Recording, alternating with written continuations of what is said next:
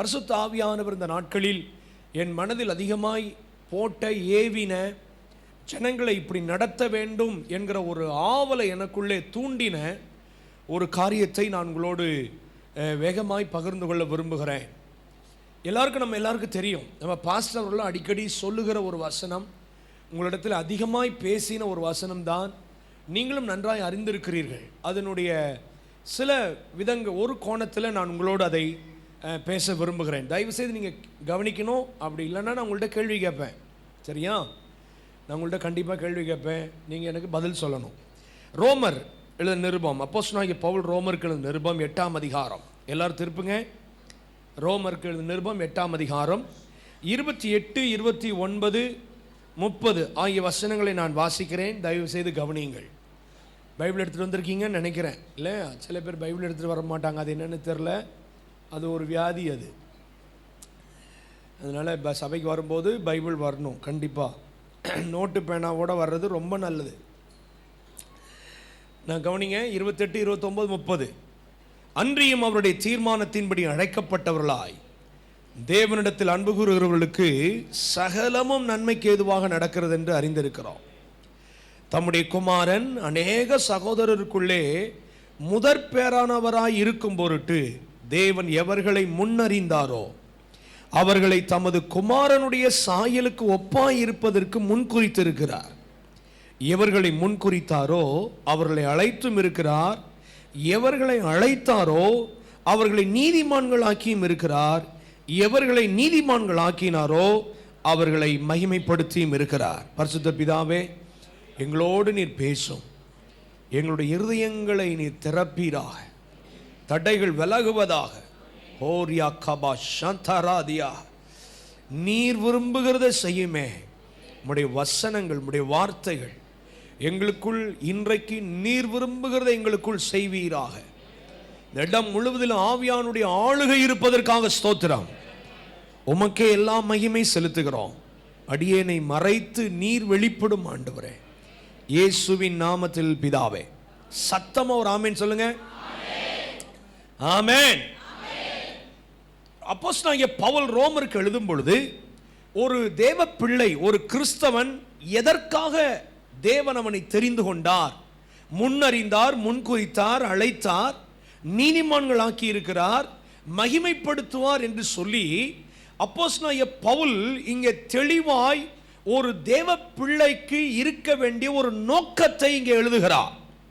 அவர் சொல்லுகிறார், தேவன் உங்களை முன்னறிந்தார், முன்குறித்தார், நம்மளை ஏற்ற சமயத்தில் அழைத்தார், நம்மை நீதிமான்களாக்கி கொண்டிருக்கிறார். இதுக்கெல்லாம் காரணம் என்னன்னா, அவர்களை தமது குமாரனுடைய சாயலுக்கு ஒப்பாய் இருப்பதற்காக. ஆமென். இது உங்களுக்கு பாஸ்டர் அவர்கள் நல்லா பேசியிருப்பாங்கன்னு எனக்கு தெரியும் நல்லா. ஏன்னா நானும் அவங்களும் பலமுறை இந்த வசனத்தை வச்சு நாங்கள் நிறைய பேர் டிஸ்கஸ் பண்ணியிருக்கிறோம். நல்லா கவனிங்க.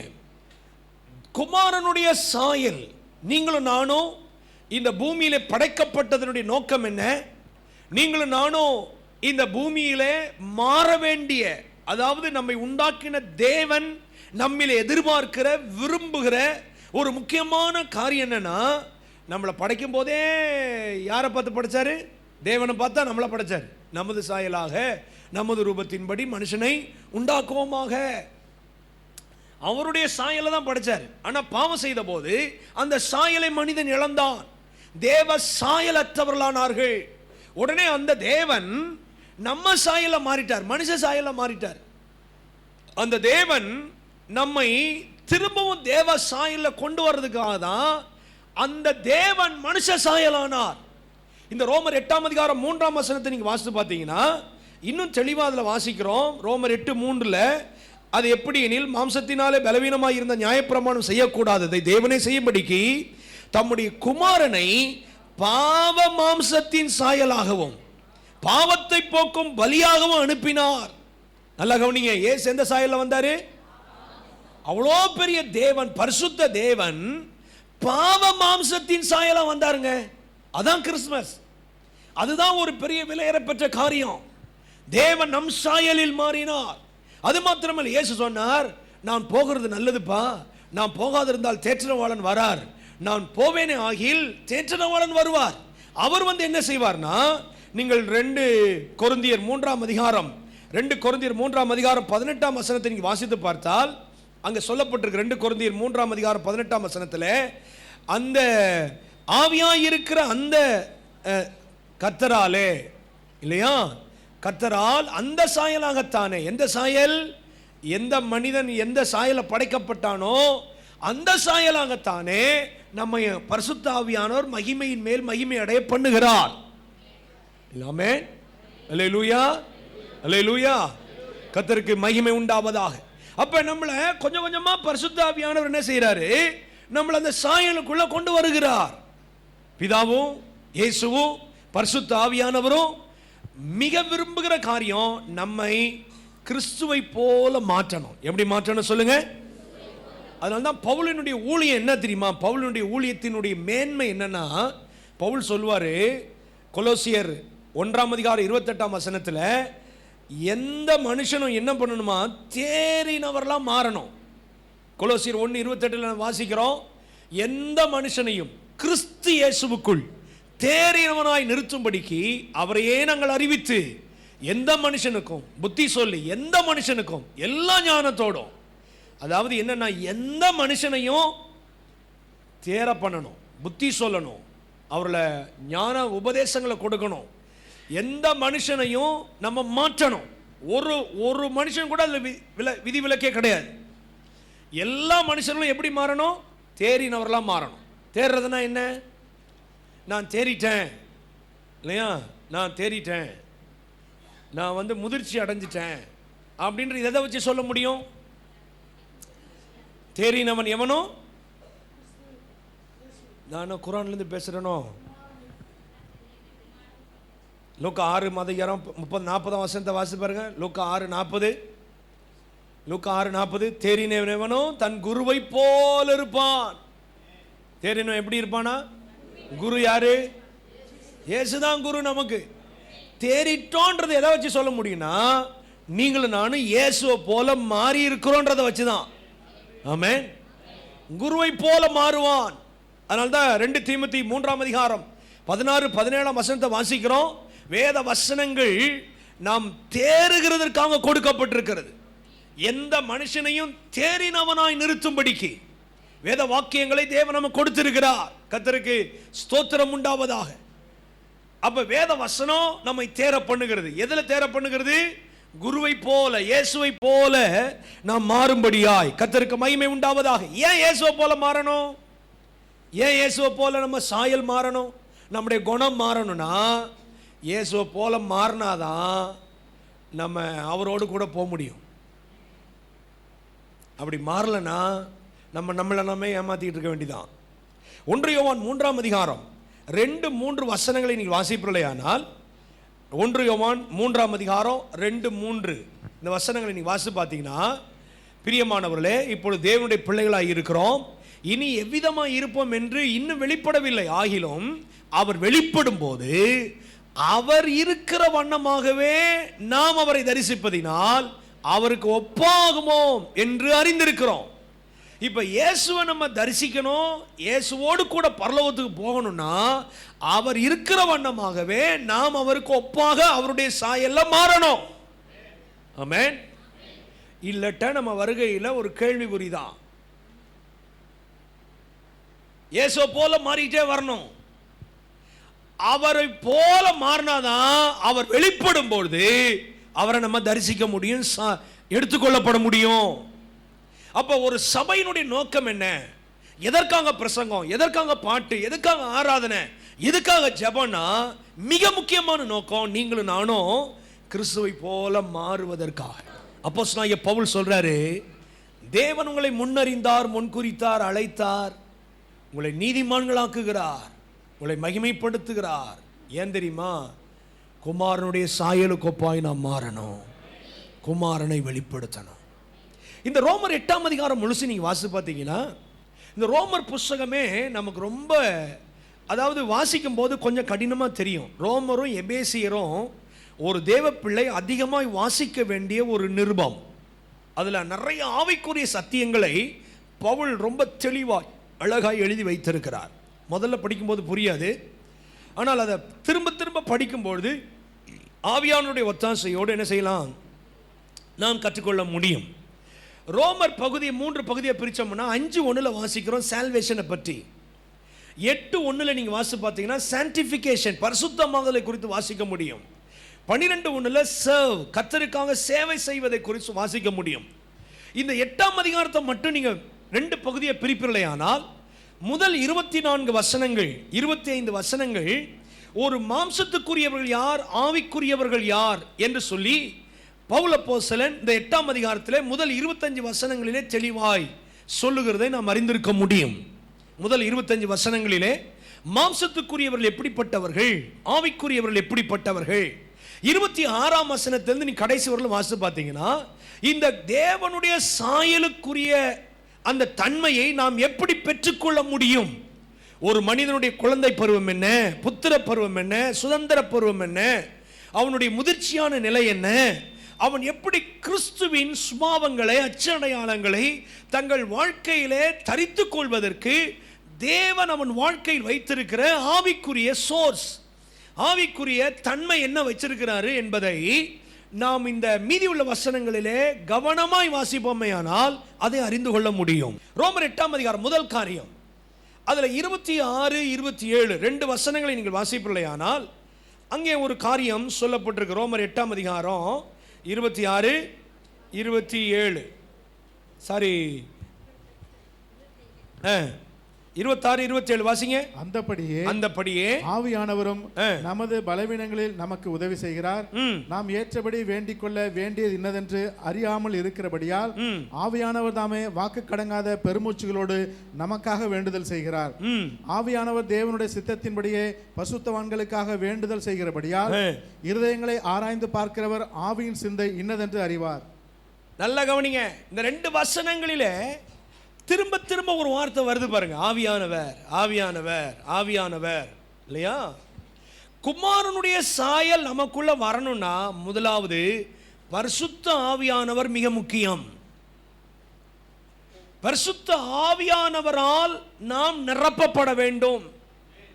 நீங்களும் நானும் இக்காலங்களில் குமாரனை குறித்த காரியங்களை அறிந்து கொள்ள வேண்டுமானாலும், குமாரனுடைய சாயல் நமக்குள்ள வர வேண்டுமானாலும் நம்ம வாஞ்சிக்கலாம், வாசிக்கலாம், அறிந்து கொள்ளலாம். ஆனால் நமக்குள் அந்த சாயல், அந்த காரியம், அந்த தன்மை நமக்குள் வெளிப்பட நம்முடைய சுய முயற்சியினால் முடியாது.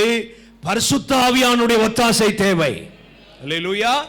அதனால இயேசு சொன்னார், நீங்க ஆவியினால பிறக்கணும்னு சொன்னார், ஆவியினால நிரப்பப்பட்டிருக்கணும்னு சொன்னார். ஆவியினால் நடத்தப்படுகிற, ஆவியினால் நிரப்பப்பட்டிருக்கிற ஒரு வாழ்க்கை என்று ஒன்று இருக்கிறது. கணுக்கால் அளவில், முழங்கால் அளவில், இடுப்பளவில், நீச்சல் ஆழம் என்கிற ஒரு நிலை. ஆவியினால் நடத்தப்படுகிறவர்கள், ஆவியினுடைய நிறைவை பெற்றவர்கள்.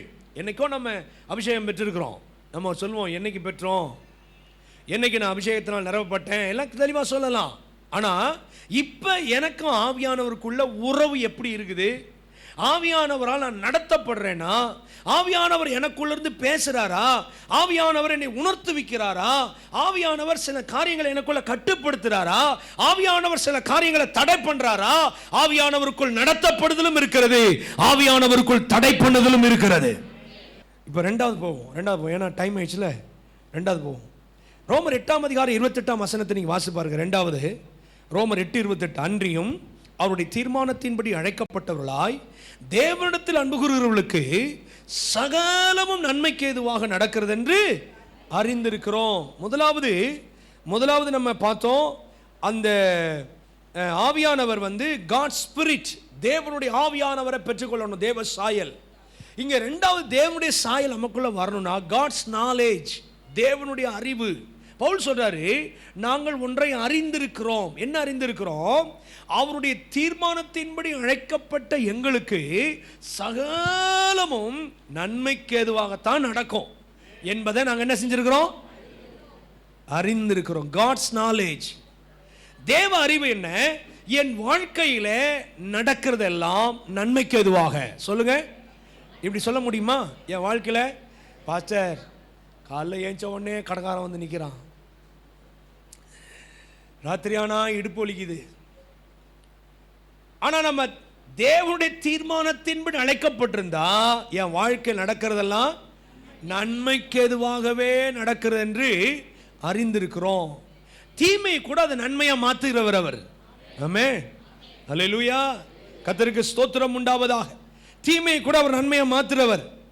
எந்த கஷ்டம், நஷ்டம், துன்பம், வியாகுலம், பசி, நிர்வாணம், நாசமோசம், பட்டயம், என் வாழ்க்கையில பலவிதமான பிரச்சனை எத்தனையோ வருது, அதெல்லாம் எப்படி மாறும் தெரியுமா? நன்மைக்கு எதுவா மாறும். ஆமென், ஆமென். எப்படி மாறும்? நன்மைக்கு எதுவா மாறும். ஆண்டவர் கர்த்தரை தேடுகிறவர்களுக்கோ தேவனிடத்தில் அன்பு கூறுகிறவர்களுக்கோ சகலமோ தேனா குறையாது. அவரிடத்தில் அன்பு கூர்ந்தா தீமையும் நன்மையா மாறும். நான் சொல்றது புரியுதா உங்களுக்கு? தேனா ஒரு நன்மையும் குறையாது. ஆனா கர்த்தரிடத்தில் அன்பு கூர்ந்தா தீமையில என்ன பண்ணும்? அதெல்லாம் நன்மை அன்பு கூறணும். இப்ப யூதாசையும் ஆண்டவர் தான் அழைச்சாரு, யோவானையும் ஆண்டவர் தான் அழைச்சார். யோவான் இயேசுவின் மேல் ரொம்ப அன்புள்ளவன், மார்பிள சாஞ்சிக்கிட்டு இருந்தான். இப்ப யூதாசுக்கு நடக்கிறதெல்லாம் தீமையா போகுது, யோவானுக்கு நடக்கிறதெல்லாம் நன்மையா போகுது. இதெல்லாம் சொல்றதுக்கு நேரம் இல்லை. யோவானை என்ன கொப்பரையில் தூக்கி போடுறாங்க, அவன் வெளில வந்துட்டான், நன்மையா போகுது. போய் நாடு கடத்தி பத்ம தீவில் கொண்டு போறாங்க, அங்க ஒரு நன்மை நடக்குது. வெளிப்படுத்தின விசேஷத்தை கர்த்தர் அவன் மூலம் எழுத வைக்கிறாரு. ஆனா இவன் அன்பு கூறுவர்களுக்கு சகலமும் நன்மைக்கு எதுவா மாறும். ஆனா தேன்னா ஒரு நன்மையும் குறைப்படாது. நல்லா கவனிங்களேன். அப்ப இந்த அறிவை நாங்கள் பெற்றிருக்கிறோம். என்ன நன்மை நடக்கும் சொல்லுங்க? எனக்கு வர்ற தீமை எல்லாம் எப்படி நன்மையா மாறும்னா, எனக்கு வர்ற எல்லா தீமையும் என்ன பண்ணும் தெரியுமா? என்னை கொஞ்சம் கொஞ்சமாய் தேவ சாயலுக்குள்ள என்னை நடத்திட்டு போவோம். ஒரு கஷ்டத்தை அனுபவிக்கிற தேவனுடைய பிள்ளைகளுக்கு ஆண்டவர் சில துன்பத்தை அனுமதிக்கிறார்னா, அந்த துன்பத்தினுடைய கிறிஸ்துவின் சாயலை அறிந்து கொள்ள, கிறிஸ்துவை பெற்றுக்கொள்ள, கிறிஸ்துவை அறிந்து கொள்ள. ஆமென். கர்த்தர் நல்லவர் என்பதை ருசினா என்ன? நான் ஏற்கனவே பேசியிருக்கேன், ஞாபகம் இருக்கா? எங்க ஞாபகம் இருக்க போகுது? ருசினா என்ன? டேஸ்ட். டேஸ்ட்னா ருசி. ருசினா இதான் நமக்கு தெரியும். ருசினா என்ன? காரம் ஒரு ருசி, இனிப்பு ஒரு ருசி, புளிப்பு ஒரு ருசி, தோப்பு ருசி, கசப்பு ஒரு ருசி, எல்லாம் ருசி இல்லை. ஒவ்வொரு ருசியும் நம்ம சரீரத்தில் ஒன்று ஒன்று பண்ணுது. வெறும் இனிப்பு மட்டும் சாப்பிட்டு இருந்தா என்ன வருது? பொட்டியில் வச்சிருவாங்க. வெறும் காரமாக சாப்பிட்டுட்டு இருந்தா அவன் பக்கத்திலே போக முடியாது, இல்லை கசப்பாக சாப்பிட முடியாது. எல்லா ருசியும் ஒரு காரியம் பண்ணும். நம்ம வாழ்க்கையில் எல்லாமே நடக்கும். வாழ்க்கை கசப்பாக இருக்கும், என்னடா இது வாழ்க்கை, என்னடா இது காரமாக இருக்கும், புளிப்பாக இருக்கும், இனிப்பாக இருக்கும், சில வேளைகளில் ஒரு மாதிரி இருக்கும், நல்லா உட்காந்துருப்போம். ஆனால் எல்லா வாழ்க்கையிலையும் கர்த்தர் நமக்கு நல்லவராக இருப்பார். அதான் கர்த்தர் நல்லவர் என்பதை ருசித்து பாருங்கள். எல்லா ருசியிலையும் அவர் நமக்கு நல்லவராக இருப்பார். மூன்றாவது 8ஆம் அதிகாரம் 31 வசந்த வாசிங்க 31. இவைகளை குறித்து நாம் என்ன சொல்லுவோம்? தேவன் நம்முடைய பட்சத்தில் இருந்தால் நமக்கு விரோதமாய் இருப்பவன் யார்? 33ஆம் வசனம்.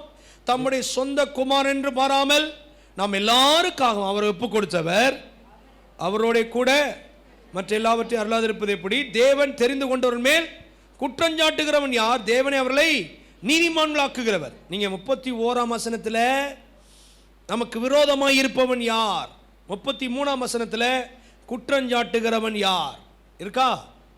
இல்ல இருக்கா? 31ல விரோதமாய் இருப்பவன் யார், 33ல யார் விரோதமா, யார் விரோதி? நமக்கு யார் விரோதி சொல்லுங்க? இந்த பக்கத்தில் உட்காந்துருக்காங்களே அவங்க தான்றீங்களா? என் புருஷன் தான், என் மனைவி தான்றீங்களா? யார் விரோதி நமக்கு சொல்லுங்க?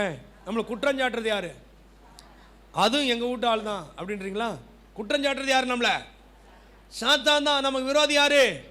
சாத்தான். குற்றஞ்சாட்டுறவன் அவன் தான். இரவும் பகலும் குற்றஞ்சாட்டுவானா? என்ன சொல்லுவான் சொல்லுங்க?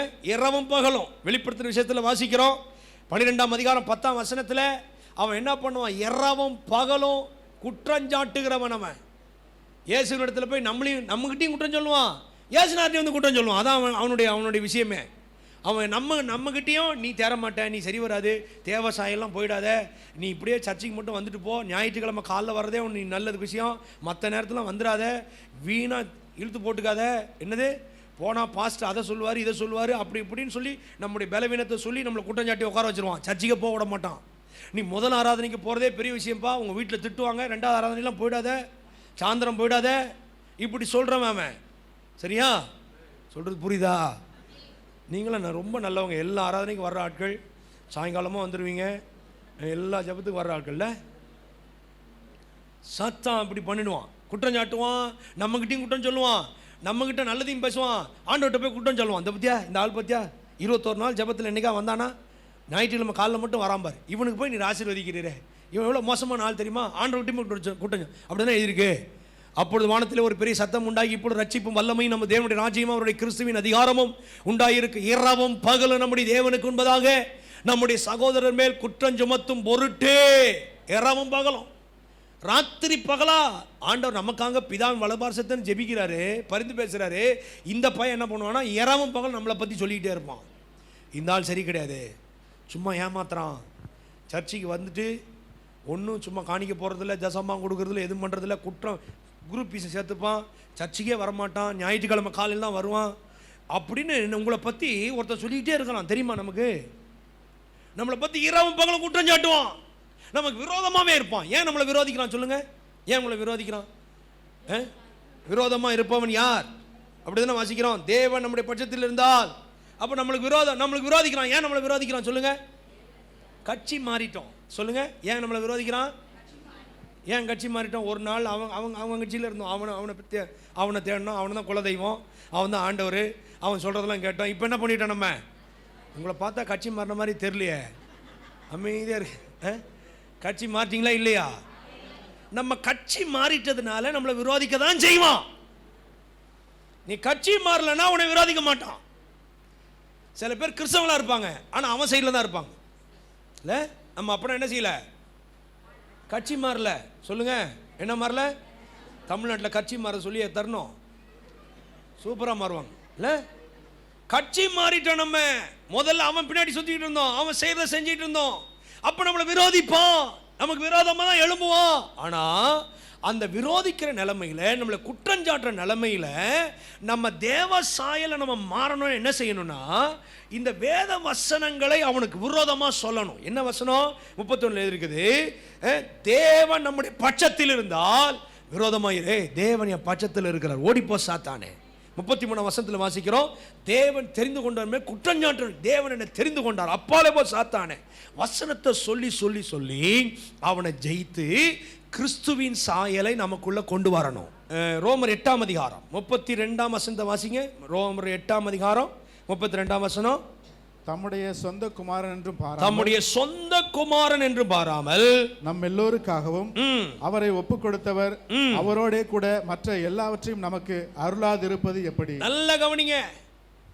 தம்முடைய சொந்த குமாரன் என்றும் பாராமல் நம் எல்லாருக்காகவும் அவரையே ஒப்பு கொடுத்தவர், இயேசுவையே நமக்காக கொடுத்துட்டாரே, அவரோடு கூட மற்ற எல்லாவற்றையும் அருளாதிருப்பது எப்படி? பவுல் சொல்றார். அப்புறம் நம்ம என்ன நினைப்போம்? இந்த வசனத்தை நம்ம வாசிட்டு என்ன சொல்லுவோம் தெரியுமா? என்ன சொல்லுவோம் சொல்லுங்க? அவரே நமக்காக கொடுத்துட்டாருங்க, நமக்கு வீடு கொடுக்க மாட்டாரா, நிலம் கொடுக்க மாட்டாரா, பைக் கொடுக்க மாட்டாரா, கார் கொடுக்க மாட்டாரா, நல்ல மனைவியை கொடுக்க மாட்டாரா, நல்ல பிள்ளைகளை கொடுக்க, இப்படி இப்படி பூமிக்குரிய இதையே யோசிப்போம். நம்ம மைண்டு ஃபுல்லாக எங்கே போய்டும்? அவரே கொடுத்துட்டாரே, இதெல்லாம் கொடுக்காம இருப்பாரா? கோடி கோடியாக பணம் கொடுப்பார், லட்ச லட்சமாக வீடு ஃபுல்லாக நல்லா நல்லா சூப்பராக மார்பிள் போட்ட அடுக்குமாடி கட்டடத்தை கொடுப்பா, இப்படியே யோசிச்சுட்டு இருப்போம் நம்ம. இல்லை, அவரே கொடுத்துட்டாரே. இங்கே என்ன சொல்கிறார் பவுல்? அவரையே கொடுத்துட்டாரே, நம்மளை அவரை போல மாற்றாமல் இருப்பாரா? அது அந்த தேவ சாயலை மனதில் வச்சு தான் எழுதுறார் பவுலுங்க. அவரையே நமக்காக கொடுத்தாரே, நம்ம அவரை போல நம்மளை மாற்றாமல் இருப்பாரோ? ஐந்தாவது ரோமர் 8ஆம் அதிகாரம் 34ஆம் வசனம். ரோமர் 8:34 வாசிங்க. ஆக்கினைக்குள்ளாக தீர்க்கிறவன் யார்? கிறிஸ்துவே மரித்தவர், அவரே எழுந்தும் இருக்கிறவர், அவரே தேவனுடைய வலது பார்சத்தில் இருக்கிறவர், நமக்காக வேண்டுதல் செய்கிறவரும் அவரே, நமக்காக பரிந்து பேசுகிறவர் அவரே எழுந்திருக்கிறார், அவரே நமக்காக பரிந்து பேசுகிறார், வலது பார்சத்தில் இருக்கிறார், நமக்காக வேண்டுதல் செய்கிறார். என்ன செய்வார் சொல்லுங்க? இப்ப இரவும் பகலும் அவன் குற்றம் சாட்டுவான். ஆண்டவர் என்ன பண்றாரு? இரவும் பகலும் அவர் உயிர் தெழுந்த இயேசு பரலோகத்தின் பிதாவின் வலது பார்சத்தில் போய் நமக்காக அவர் வேண்டுதல் செய்கிறாராம், பரிந்து பேசுகிறாராம். நமக்காக பரிந்து பேசுகிற மரியாதை சூசையா போகிற கிடையாது. யார் கிடையாது சொல்லுங்க? இந்த வழியாக போகிற ஆண்டவரே, இந்த வழியாக எந்த வழியாகவும் போக முடியாது, ஒரே வழி அவர் தான். ஆமென் சொல்லுங்க. பைபிள் இருக்கு, வாசி பாருங்க. 1 தீமோத்தேயு 2:5 வாசிங்க. 1 தீமோத்தேயு 2:5 சீக்கிரம் வாசிங்க. ஒரு ஆள் 1 யோவான் 2:1 வாசிங்க. சீக்கிரம் வாசிங்க. 1 தீமோத்தேயு 2:5. தேவன் ஒருவரே, தேவனுக்கும் மனுஷருக்கும் மத்தியஸ்தர் ஒருவரே. 1 யோவான் 2:1 வாசிங்க. என் பிள்ளைகளே எழுதுகிறேன், ஒருவன் பாவம் செய்வானானால் நீதிபரராய் இருக்கிற இயேசு கிறிஸ்து நமக்காக பிதாவினிடத்தில் யார் பரிந்து பேசுறா? இயேசு தான் பரிந்து பேசுறார். அவர் தான் பிதாவின் வலதுபார்சத்தில் இருக்கிறார். அவர் என்ன பேசுவார் நினைக்கிறீங்க? சரி, எனக்காக பிதாவின் வலது பார்சத்திலிருந்து அவர் உட்காந்து பரிந்து பேசுகிறார். என்ன பேசுவார்? இவனுக்கு லேண்ட் இல்லை, இவனுக்கு வீடு இல்லை, இவனுக்கு ஒரு எப்படியா பிதாவே இவனுக்கு ஒரு வீடு கொடுத்துருங்க. என்ன என்ன என்ன பேசுவார் நினைக்கிறீங்க? இவர் ரொம்ப கஷ்டப்படுறான், நடந்து போகிறான், என்ன தான் பேசுவார்? நமக்காக அவர் பரிந்து பேசுவார்ல, என்ன தான் பேசுவாருங்க? என்ன திரும்ப பேசுவார்? குமாரனுடைய சாயல் நமக்குள்ளே வரணும், அதைத்தான் கேட்பார். என் பிள்ளைக்கு இந்த தாழ்மை வரல ஆண்டவரே, எப்படியாவது ஒரு தாழ்மை சிந்தை கொடுங்க, ஒரு அன்பாக மாற்றுங்க. இவனுக்குள்ளே கொஞ்சம் கூட அன்பு இல்லை, இவனுக்குள்ளே கொஞ்சம் கூட இணக்கம் இல்லை, ஒரு விட்டு கொடுக்குற தன்மை இல்லை, இவனுக்குள்ளே ஒரு ஐக்கியம் இல்லை. என்ன பரிந்து பேசுவார் நினைக்கிறீங்க? கிறிஸ்துவின் சாயல் நமக்குள்ளே வருவதற்கு தான் அவர் பிதாவின் வலது பார்சத்திலிருந்து நமக்காய் பரிந்து பேசுகிறார். இந்த கஷ்டம் வருது, இவனால் தாங்க முடியல, இவனுக்கு தாங்கிறதுக்கு பலன் கொடுங்க, இதை சகிக்க பலன் செய்யுங்க, இவனுக்கு உதவி செய்யுங்க. ஏன்னா அவருக்கு தெரியும் அவர் மனுஷனா வாழ்ந்தவர், இயேசு நம்மை போல சோதிக்கப்பட்டவர், இயேசு நம்மை போலவே பாட அனுபவித்தவர். ஒரு மனுஷனுக்கு வர வேண்டிய சகல சோதனைகளும் அவருக்கு வந்தது, அவருக்கு தெரியும். அதனால அவர் வலது பார்சத்திலிருந்து என்ன பேசுவார் தெரியுமா? கிறிஸ்துவின் சாயல் நமக்குள்ள வரணும். 6வது 8ஆம் அதிகாரம் 35-36 வாசிங்க. 8ஆம் அதிகாரம் 35-36. உமது நிமித்தம் கிறிஸ்துவின் அன்பை விட்டு நம்மை பிரிப்பவன் யார்? உபத்திரமோ, வியாகுலமோ, துன்பமோ, பசியோ, நிர்வாணமோ, நாசமோசமோ, பட்டயமோ, இவை எல்லாவற்றிலேயும் நாம் நம்மில் அன்பு கூறுகிறவராலே முற்றும் ஜெயங்கொள்ளுகிறவர்களாய் இருக்கிறோமே. ஹல்லேலூயா. இதுதான் காட்ஸ் லவ், தேவனுடைய அன்பு. நல்லா கவனிங்களேன், நம்ம வாழ்க்கையில எது உபத்திரமோ, வியாகுலமோ, துன்பமோ, பசியோ, நிர்வாணமோ, நாசமோசமோ, பட்டயமோ எது வந்தாலும் தேவ அன்பை விட்டு நம்மளை என்ன செய்ய முடியாது? பிரிக்க முடியாது. அல்லேலூயா, அல்லேலூயா. அது என்னை அந்த அன்பிலிருந்து நம்மளை தனிந்து போக விடாது. எந்த ஒன்றும் அந்த தேவன் மேல் உள்ள அந்த அன்பு தான் நம்மளை அவருடைய சாயெல்லாம் நம்மளை மாற்றும். ஆமே, தேவன் மேல் உள்ள அன்பு தான் அவரை நேசிக்க நேசிக்க, அவரை தேட தேட நம்ம எப்படியாவது அவர் அடையணும்னு நினைப்போம். இயேசு எனக்குள்ள வரணும், அவரை போல நான் மாறணும், நீர் என்னிலேயும் நான் உம்மிலேயும், அப்படி அந்த நிலைக்குள்ள வரும். அந்த தேவன் மேல் உள்ள அன்பு தான், அந்த அன்பு தான் நம்மளுடைய, அந்த அன்பு தான் பிரதானங்க. அதுதான் நம்மளை அவரை சாயலில் மாற்றிடும். இங்கே பாருங்களா, இவன் யாக்கோபு வீட்டை அப்பாவை ஏமாற்றிட்டு அண்ணனை ஏமாற்றிட்டு அங்கே போயிட்டான் மாமா வீட்டுக்கு. அங்கே போன உடனே அங்கே 2 பொண்ணுங்களை பார்க்குறான், மயங்கிட்டான். எப்படி? ராகிலை பார்த்த உடனே அவனுக்கு இவளை எப்படியாவது இவ்வளோ தாண்டா கட்டணும்னு முடிவு பண்ணிட்டான். மாமா கிட்ட சொல்கிறான், இவனே வாலண்டியராக போய் நான் 7 வருஷம் வேலை செய்கிறேன். எத்தனை வருஷமா? ஒரு பொண்ணுக்காக எவனா 7 வருஷம் வேலை செய்வானா? சரி, இவனுக்கும் வீட்டை விட்டு வந்துட்டான், எப்படியோ சோறு போட்டாகணும். சரி, 7 வருஷம் நம்ம இங்கேயே எப்படியாவது என்ன செஞ்சிடலாம், மாமா வீட்டில் ஓசியாரும் சாப்பிட்லாம், இதையும் காத்தலான்னு முடிவு பண்ணிட்டான். மாமா பார்த்தான், 7 வருஷம் முடிஞ்ச உடனே அவன் மேல் உள்ள பிரியத்தினால யாரு கூட இருக்கானே தெரில, காலைல தான் பார்க்குறான் வேற ஆள். மாமா சொல்கிறான், மாமா அழகாக சொல்லிட்டான், மூத்தவள் இருக்க இளையவளை கொடுக்க முடியாதுப்பா, இவ்விடத்து வழக்கம் அல்ல, நீ இவளுக்காகவும் 7 வருஷம் வேலை செய். அவன் நீங்கள் அந்த அதை கொஞ்சம் அதை வாசித்து பாருங்களேன். ஆதியாகமம், சும்மா உங்களுக்கு ஒரு இதுக்காக சொல்கிறேன். ஆதியாகமம் 29ஆம் அதிகாரம், அதில் நீங்கள் வாசித்து பார்த்தீங்க 20ஆம் வசனத்தில், அந்தபடி யாக்கோபு ராகேலுக்காக 7 வருஷம் வேலை செய்தான், அவள் பேரில் இருந்த பிரியத்தினால் அந்த 7 வருஷங்கள் அவனுக்கு கொஞ்ச நாளாக இருந்துச்சான். கொஞ்ச நாளாக இருந்துச்சு. எவ்வளோ நாள்? 7 வருஷம் கொஞ்ச நாளாக இருந்துச்சு. இப்போ வந்து மாற்றிட்டானா? இப்போ என்ன சொல்கிறான்? இப்போ 27ஆம் வசனத்தை வாசி பாருங்க. லாபான் மூத்தவள் இருக்க இளையவளை கொடுக்க இவ்விடத்து வழக்கம் அல்ல. 26ல் சொல்கிறான். 27ல் இவளுடைய 7 நாளை நிறைவேற்று. ஏன்னா மாமாவுக்கே தெரியுது இந்த பயலுக்கு 7 வருஷம் எப்படி தெரியுது? மாமாவுக்கே தெரிந்து பாருங்களேன். 7 நாள் இந்த பயலுக்கு 7 வருஷம் மாதிரி 7 வருஷம் 7 நாள் போல தெரியுதுன்னு சொல்லிட்டு சொல்கிறான். இவளுடைய 7 நாளை நிறைவேற்று, உனக்கு இவளையும் அவளையும் தருவேன், அவளுக்காக இன்னும் 7 நாள் சொல்றதுனால 7 நாள் நினைச்சிடாத, 7 வருஷம்ன்றான். அடுத்தது சொல்றானா இல்லையா? 8ஆம் அதிகாரம் 37ஆம் வசனத்தை வாசிங்க சீக்கிரம். இவை எல்லாவற்றிலேயும் நாம் நம்மில் அன்பு கூறுகிறவர்களாலே முற்றும் ஜெயம் கொள்ளுகிறவர்களாய் இருக்கிறோம். ஹல்லேலூயா. நம்ம வாழ்க்கையில நம்ம ஒரு நாள் தோத்து போக மாட்டோம். தேவன் நம்மை ஜெயிக்கிறவளா வைப்பார். ஆமென். தேவன் நம்மள என்ன செய்வாரு? நம்மளுடைய ஜெயம் எதுல தெரியுமா? நீங்களும் நானும் கிறிஸ்துவ போல மாறுறதுல தான் ஜெயமே. ஆமென். நம்முடைய ஜெயம் எதுல? முற்றும் ஜெயம் கொள்ளுகிறவர்களாய் இருக்கிறோமே. சீஷர்களை ஆண்டவர் அழைக்கும் போது பிசாசுகளை துரத்தவும் வியாதியஸ்தர்களை குணமாக்கவும் சுவிசேஷத்தை அறிவிக்கவும் கர்த்தர் அதிகாரம் கொடுத்தவர்களை அழைத்தார். ஆனால் அவருடைய வாழ்க்கை தோல்வி மேல தோல்வியா இருந்தது. ஒருத்தவன் சொல்றான் நான் பெரியவனா நீ பெரியவனான்னு கேட்கறான். ஒருத்தவன் சொல்றான் அவர் விழாவில் கை போட்டாதான் நம்புவேன்றான். ஒருத்தவன் சொல்றான் பயந்து போய் ஒளிஞ்சுக்கிறான். போய் இயேசுநாதர் உயிர் தெழுந்திருப்பார் நம்பிக்கையே கிடையாது. ஒருத்தவன் வந்து சொல்றான் அக்கினி இறக்கி இவங்களெல்லாம் கொன்னுட்டுமான்னு நினைக்கிறான். யாக்கோபும் யோவானும் இல்லை. ஏன்னா ஒருத்தவங்க கூட எவனுமே லாய்க்கில்லாத ஆட்கள். ஆனா இந்த ஆட்களை வச்சு ஜெயங்கொள்ளுகளா கர்த்தர் மாத்தினாரு. கிறிஸ்துவின் சாயலை அவங்களுக்குள்ள கொண்டு வந்தாரு. இங்க இருக்கிற ஒவ்வொருவருக்கும் சொல்லுகிறேன், கர்த்தர் உங்களை ஜெயங்கொள்ளுகிறவர்களாய் கிறிஸ்துவின் சாயல் உள்ளவர்களாய் உங்களை நிச்சயமா மாற்றுவாரு.